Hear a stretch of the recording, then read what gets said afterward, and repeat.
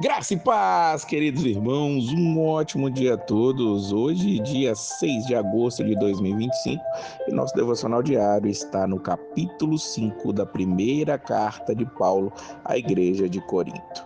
Paulo vai tratar de um problema bem específico que estava acontecendo na igreja. Ele começa dizendo: geralmente se ouve que há entre vós fornicação, e fornicação tal que nem ainda entre os gentios se nomeia, como é haver quem abuse da mulher de seu pai. Veja que Paulo está falando aqui de fornicação, de um problema sexual que estava acontecendo na igreja de Corinto, em que um homem estava tendo relações com a esposa do próprio pai, com a sua madrasta, podemos dizer assim. E Paulo está preocupado que a igreja não está fazendo nada em relação a isso. Ele diz no versículo 2: estáis ensoberbecidos e nem ao menos vos entristecestes por não ter sido dentre vós tirado quem cometeu tal ação.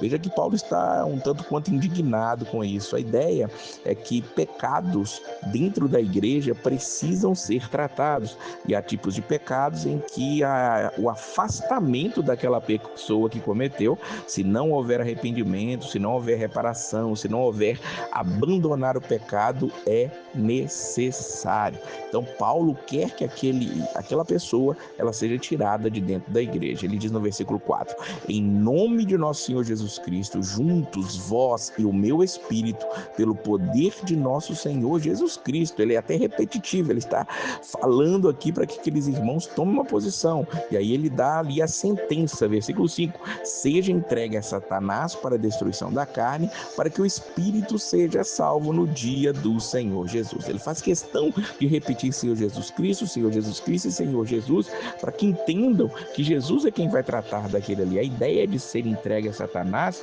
é para que aquele homem, fora do cuidado da igreja, fora da proteção do corpo de Cristo ali, o diabo pudesse agir na vida dele, sim, mas para quê? Para que ele pudesse se arrepender, para que ele pudesse voltar ao seio da igreja, caso houvesse realmente uma mudança, um arrependimento. E aí Paulo vai exemplificar: vocês não sabem que um pouco de fermento faz levedar toda a massa? O que ele quer dizer com isso? Ele quer dizer aqui que uma coisa pequena pode fazer tudo ser contaminado. Um pouquinho de fermento dentro de uma massa faz o bolo crescer, faz o pão crescer.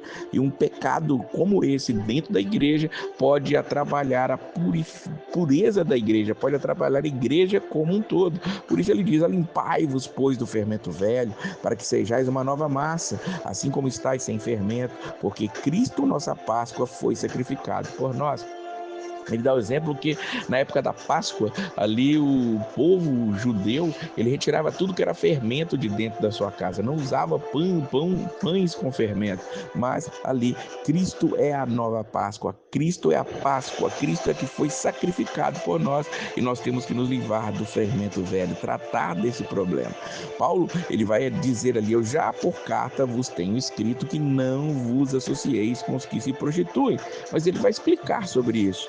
Isso não quer dizer absolutamente, diz o versículo 10, com os devassos deste mundo, com os avarentos, ou com os roubadores, ou com os idólatras, porque então vos seria necessário sair do mundo. O que Paulo está dizendo? Ele está dizendo que nós vamos acabar convivendo com pessoas que cometem certos tipos de problemas. É impossível, só se a gente saísse do mundo para não conviver com esse. Só vai acontecer lá na glória de nós conseguirmos viver sem conviver com pessoas que cometem tais pecados. Mas o que ele quer dizer então? Por que ele está falando para tirar aqueles irmãos? Ele explica no versículo 11: eu vos escrevi que não vos associeis com aquele que, dizendo-se irmão, por devasso, avarento, idólatra, maldizente, berrão, roubador, com o tal nem ainda comais. Veja que Paulo está preocupado com o âmbito da igreja, com o corpo de Cristo. O cuidado com a pureza, com o corpo de Cristo, ele precisa ser tido em alta estima pela igreja, pelo povo de Deus, pela liderança da igreja, porque o pecado ele não deve ser admitido. Nós vamos pecar, mas que nossos pecados sejam acidentais, sejam um acidente na vida do crente, o pecado. E quando houver que haja confissão, quando houver que haja o tratamento da igreja. Jesus, ele fala sobre isso em Mateus capítulo de número 18, quando ele diz que se tem alguém no erro, vai um entre ele e o irmão, se ele ouvir, ganhaste teu irmão. Se não te ouvir, leva duas testemunhas. Se ainda assim não resolver, traze a igreja. E se ainda não resolver, exclua.